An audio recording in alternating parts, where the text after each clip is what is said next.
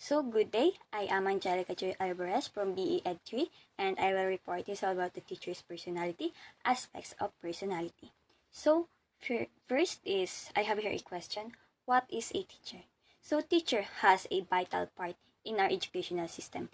Teachers are there to teach, to inspire, to encourage, have a passion idea, have a courage to learn, and then have a dedication as well, and etc. So, first is, what is personality? So, personality doesn't mean just the characteristics and appearance of a person, which grows and develops as age proceeds. So, we know that personality, it is a constant self-direction towards sincerity, personal integrity, sociability, courtesy, and then morality, wisdom, and etc. So, these characteristics should be part and should be possessed as a professional teachers. So we have here a different aspects of teacher's personality. We have a physical, social, mental, emotional, and moral. And we will tackle first is about the physical aspect. So what is physical aspect? So physical aspect is heredity and environment determine the entire physiological system of a teacher. Posture, body build, and size, and etc. So, physical aspect is kung ano ang physical appearance ng isang teachers. It may be a complexion, facial expression, as well as the appropriateness and condition of their clothes, and then their physical appearance, what I said earlier. So, I have here a statement or quotation from Just C. Scout.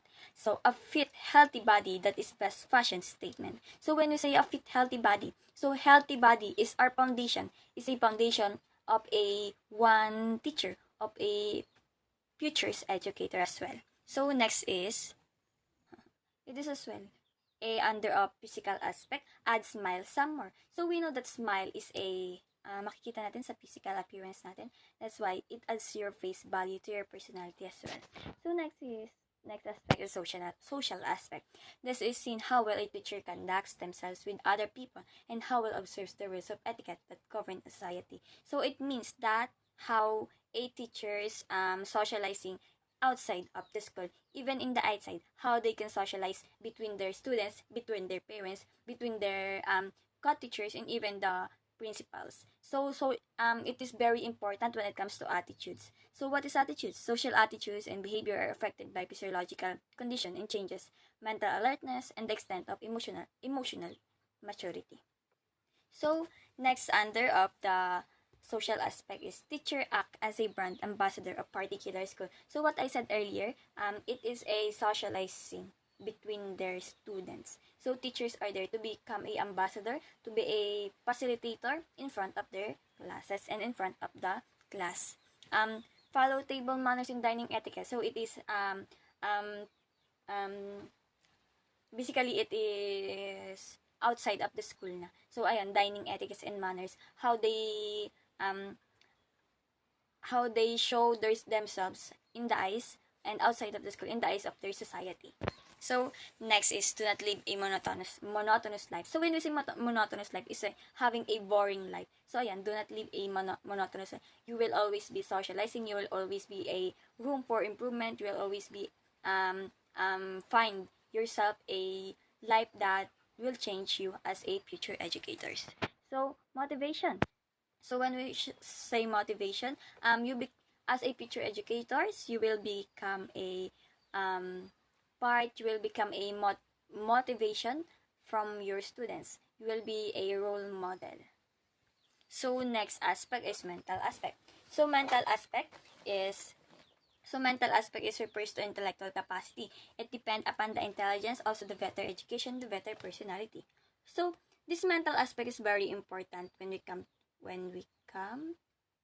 to teaching field, because ayan, hindi ka naman makakapagturo kapag hindi naman ayos yung pag-iisip mo dito. Diba? Hindi mo ma-share ng ayos yung knowledge mo, what you have learned from the past, para maipasa mo sa mga estudyante mo.